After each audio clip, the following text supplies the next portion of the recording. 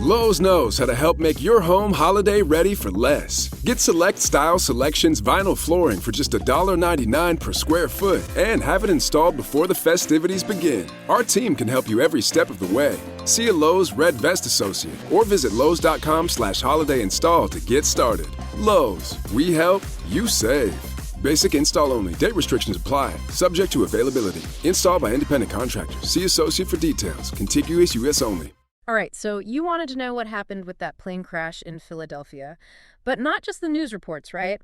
You're interested in what we can learn from how people were searching for information online. Yeah, it's like we're tapping into the city's collective thought process as the story was unfolding. Exactly. And we've got a mountain of search terms to look at.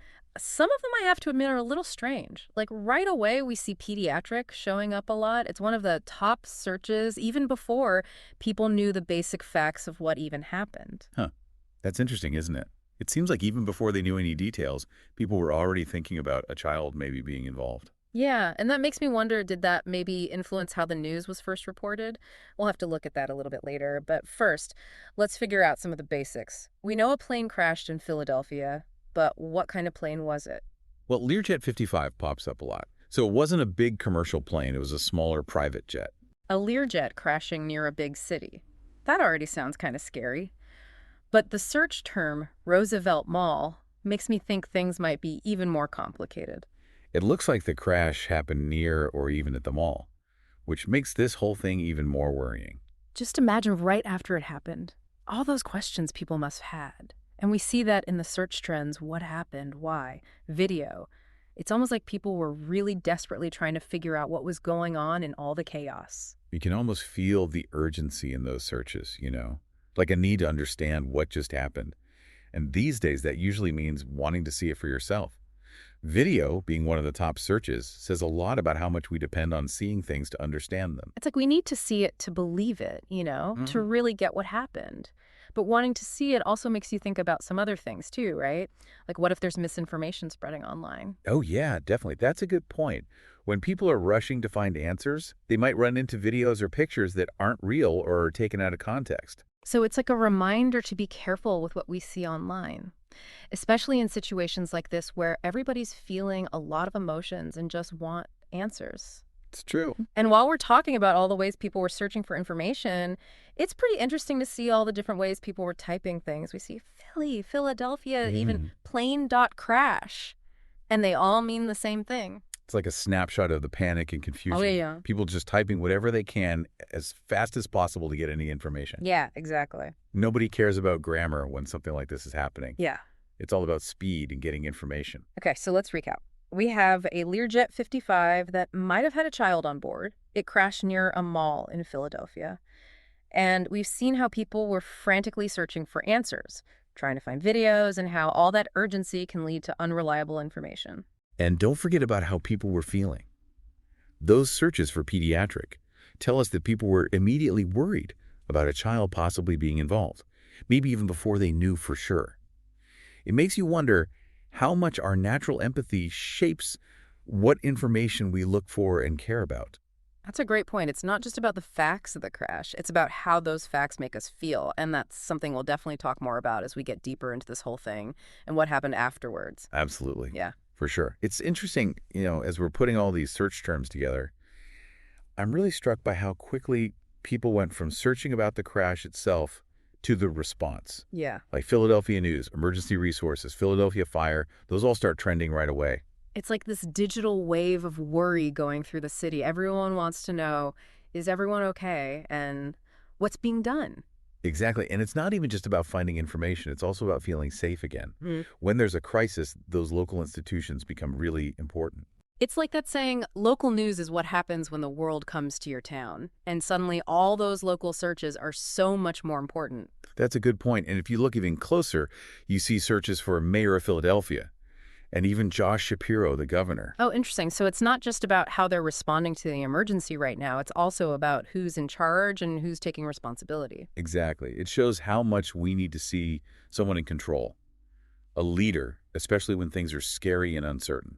And while everyone's focused on Philadelphia, we also see searches for crashes in other places like Texas, California, Missouri. It just reminds you that even though this event is what everyone's talking about right now. Aviation incidents happen, unfortunately. It makes you think about the safety of air travel in general. Yeah, because every time something like this happens, we think, could that happen to me? Could it happen here? Which takes us back to what we were talking about earlier with people searching for video. It's normal to want to see what happened and try to understand it by watching it. But wanting to see everything can also be risky. Especially when you think about how fast information spreads online and how easily misinformation can take over. Exactly. Someone might share a video saying it's from the crash, but it could be totally fake. Right. Or a photo might be real, but used in the wrong way to create a false story. It's like a game of telephone where the truth changes every time someone shares it. So how do we, as people looking for information, figure out what's real in all of this? It comes down to thinking critically and being media literate. You have to ask, who's sharing this? What's their reason for sharing it? Is this a source I can trust? So basically, don't believe everything you see, right? Be skeptical, look for confirmation from different sources, and trust real news outlets and official statements. Absolutely. And sometimes the best thing to do is just say, I don't know yet. It's better to wait for real information than to accidentally spread rumors and wrong information. Okay, so we've talked about why people want to see things and how important it is to think critically and be careful of misinformation. But what about how all of this made people feel?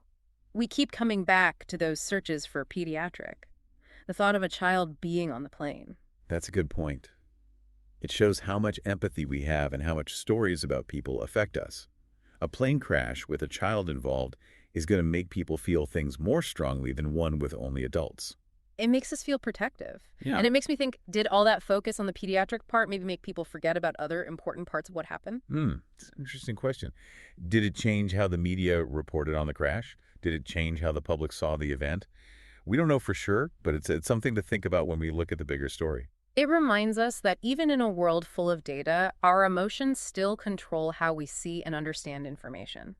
And we can't forget that when we're trying to understand the real impact of something like this. You know, what's really interesting to me is that this whole conversation, this deep dive into these search trends, has been about more than just a plane crash. It's about understanding how we as a society react to things like this in the digital age.